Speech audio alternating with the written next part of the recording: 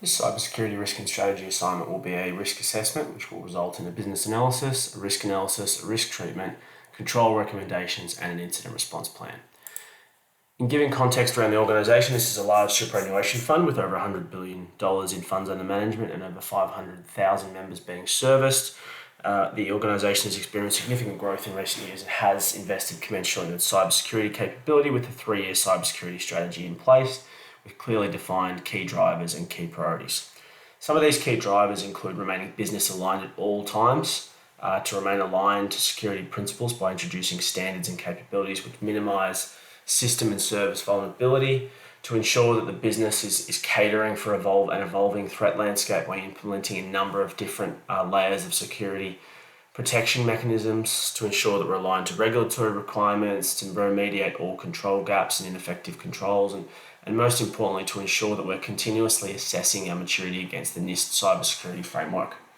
Key priorities include enhancing our cloud privileged access management. In particular, this is important given we are transitioning towards becoming a cloud-first business, ensuring that we regularly facilitate simulated cybersecurity attacks against our environments, to optimize our access management principles, processes, and tools, to ensure that we have really well implemented information rights management processes and procedures which are aligned not just to our security requirements but also to our data governance requirements, and to ensure that in the evolving insider threat management landscape that we have superior behavioural analysis capabilities. Key stakeholders include the board subcommittees, our executive leadership team, the Chief Information Officer, who's ultimately accountable for technology and cybersecurity, the Technology Governance Steering Committee, which is in place and involves all of the leadership team within technology and projects, our Head of Information Security, our Information Security team, our 3 lines of defence being the Line 1 and Line 2 risk teams, Line 3 being our internal audit team, and most importantly, all people leaders and company employees who have a strong responsibility under our information security policy. When looking at the NIST maturity assessment, this is considered to be repeatable on the basis that there is a really well matured and resourced information security team with regular and ongoing capacity assessments undertaken.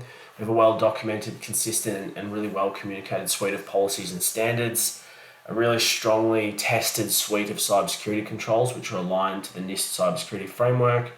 We have a mature cybersecurity training and awareness program, which is critical to ensuring our employees have the skill set to continuously ward off cybersecurity threats. This includes ongoing compliance training, awareness initiatives, and a really continuously improving and challenging phishing maturity program. We also have a current and target profile in place over a 3-year cybersecurity strategy, which governs the direction that we're taking in terms of information security. We now move on to the risk analysis. As we look at a number of assets that the organisation has in place, I think it's important to note that the super fund does have an information asset register which is in place, which is aligned to the CPS 234 requirements, with all information assets mapped to criticality and sensitivity and stored within our configuration management database. The 5 assets which I've listed here, and I'll take you through one of them in detail, are employee laptops, member online portal, our finance system, company bank accounts, and our in-house project delivery methodology. I'm going to focus on the member online portal where we're mostly subjected to threats which relate to accessing and influencing member accounts. The 5 threats that I've listed are a credential-based access fraud incident, a brute force attack, a denial of service attack, a ransomware attack, and a man-in-the-middle attack.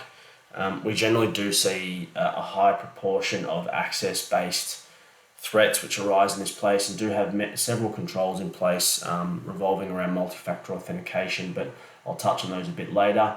In terms of likelihood and impact, we've deemed a credential-based access fraud incident to be possible and moderate, resulting in a managed by routine procedures threat score, so we will not introduce anything additional beyond our existing controls.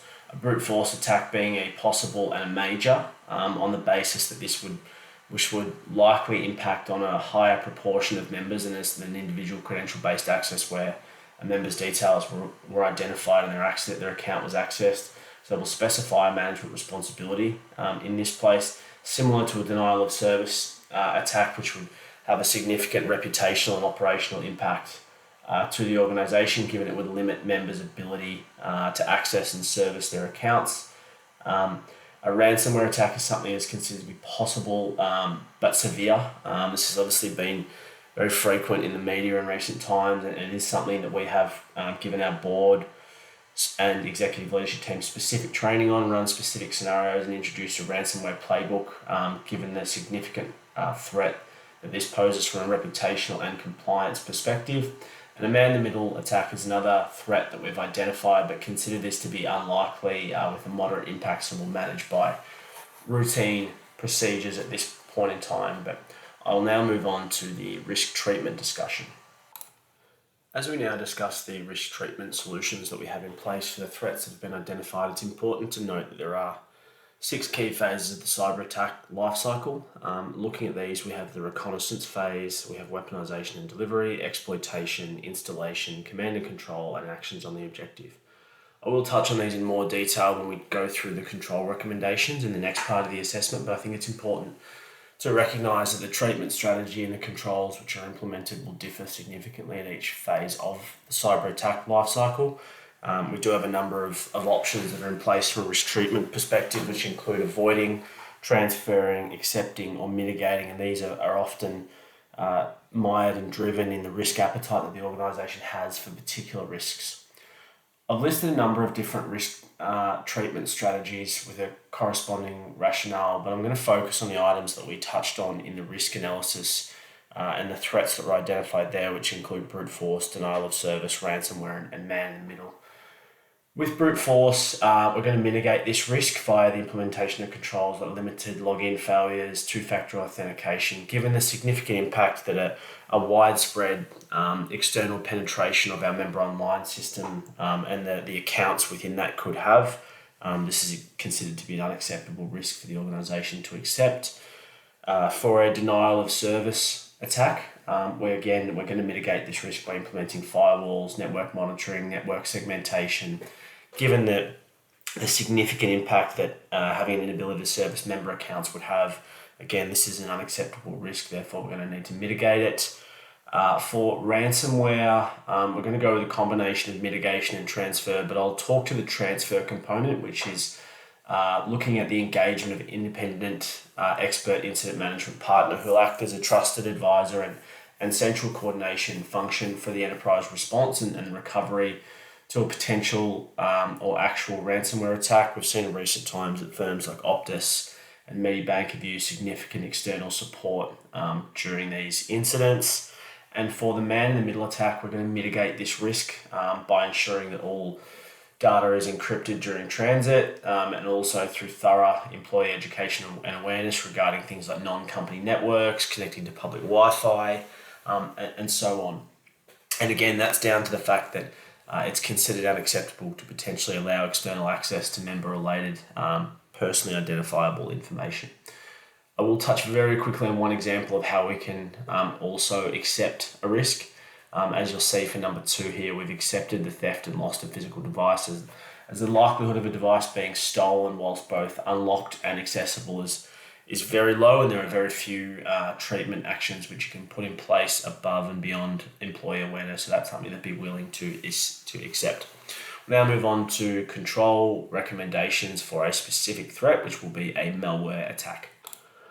We'll now discuss controls for a malware attack. At phase 1 of the cyber attack lifecycle being reconnaissance, cyber criminals will generally focus on trying to identify vulnerabilities, both people and systems. So controls should really focus on disrupting the ability of the cyber criminal to conduct reconnaissance, and we'd be looking at controls such as limiting the publicly available information on websites, training staff to identify and respond to cyber threats, reducing landing zones where possible, monitoring network traffic, and also ensuring at all stages that patching is up to date and effective. In phase 2, the weaponization and delivery phase, generally this is where cyber criminals will determine the most appropriate attack pathway, and this will be based on the reconnaissance that they've conducted. So controls should really focus on threat and vulnerability identification and intelligence to identify these threats at an early point, and we'd be looking at things like blocking higher risk applications. We'd be looking at network monitoring, also blocking suspicious websites, And we'd be looking at automated vulnerability scanning and again ensuring that patching is up to date. At the exploitation phase, this is generally where, on the basis of what's been identified throughout reconnaissance and what's been identified as the preferred attack pathway, that the actual implementation of the attack will be completed.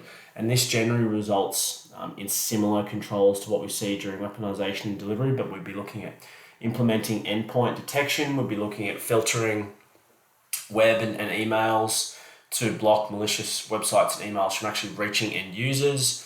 Again, we're looking at making sure that patching is up to date, and we continue to focus on cybersecurity awareness and training to reduce the likelihood of employees falling prey to attacks and things like phishing emails and so on. At the installation phase, where the cyber criminal has successfully established their attack, they'll now be looking to utilize the malware that they've deployed to establish a span of access and control within our environments or the specific systems or applications they've been able to penetrate. And therefore, control should focus on being able to prevent that from occurring. And we're looking at things like enforcing strict user access controls to reduce the ability of the attacker to move throughout our systems. We'd be looking at endpoint response controls. We're looking at the installation of antivirus software and intrusion detection and prevention systems. This, at our organization, we use Microsoft Defender as our antivirus provider. We would be looking at ensuring that there is a limitation of admin access across a really small cohort of critical resources to, again, prevent any attackers who have penetrated the network from being able to establish administrative access. Command and control focus should be on ensuring that attackers aren't able to establish internal control over our systems, and we'd be looking at blocking outbound communication. We'd be looking at implementing network segmentation to avoid any lateral movement. We're looking at ensuring that there's a register and database of malicious URLs to block communication. And again, we continue to reinforce to our people the criticality of ensuring that we identify any potential malware, such as looking at signs like slow performance or unusual pop-ups. Actions on the objective, assuming that the attacker's been able to establish control, we're looking at identifying any network or systems compromised. We're considering taking applications offline as required. We're blocking any data uploads or downloads and trying to identify secure zones, and we're ensuring that we've got our cybersecurity team in place. We'll now move over to the incident response plan. So now we move on to our incident response plan, which is in relation to a data breach, which has involved the loss of member personal information, appears to have been an external attack. Throughout the life cycle of this incident response, we need to ensure that we're always focusing on the strategy and goals of the organisation, which is to minimise impact to members and to remember that all decisions that are made should be in the best interests of our members and with the purpose of providing great retirement outcomes. Throughout this response, we want to make sure that we are clear, calm and consistent at all phases and follow a methodological incident response plan. Some of the core metrics for success in containing this data breach will be around minimisation of impact to member, transparency, reassuring communication, incident containment, ensuring compliance and maintaining credibility and reputational integrity of the organisation. The incident response team will involve the Chief Information Officer, the Head of Information Security, the Security Operations Team Manager, the Head of Enterprise Risk and Compliance, the Major Incident Response Manager, the General Counsel, the Human Resources Manager, and the Communications Manager, with others to be involved as required. The core phases of this incident response plan will focus on preparation, ensuring that we prepare as much as possible for a potential data breach. So this is focusing on ensuring that we've got the right policies, standards, templates, and so on to enact during an event. Identification is to identify the nature and extent of the potential issue and really assess what it involves and to what significance it's likely to impact. Containment, we want to focus on short-term and long-term. Short-term really being focused on stopping the incident. So this might involve things like network disconnection, rerouting network traffic, and longer-term tactics which will focus on related attacks, i.e. disabling impacted accounts and so on. Eradication will focus on eradicating the vulnerabilities to enable the return to BAU. So this might involve a restoration from a point-in-time backup. Recovery will focus on really ensuring that the organisation is ready to return their transition to BAU. So this will look at the vulnerability, the actions that are taken, and what else needs to be taken. Lessons learned is important in ensuring that we have adequate visibility as to what happened and we learn from it to ensure it doesn't happen again. At the communication component, it's really important that we communicate clearly, calmly, and consistently internally, and that we make sure the right people are informed. From an external perspective, we obviously have regulatory requirements under the Office of the Australian Information Commissioner, which means that under the notifiable data breach scheme, there are 3 key criteria which need to be met, being unauthorised access or disclosure of personal information, access or disclosure or loss will result in serious harm, or that the organisation has been not able to prevent the likely risk of harm. Now, we need to notify the OAIC regardless, but in the event that these criteria have been met, we need to notify the impacted individuals. We've got options around notifying all or some, but the key components are that we include the identity and contact details for the organisation, that communication communicates the type of breach, the type of info, and the recommended next steps. Thank you very much for taking the time to listen to this analysis.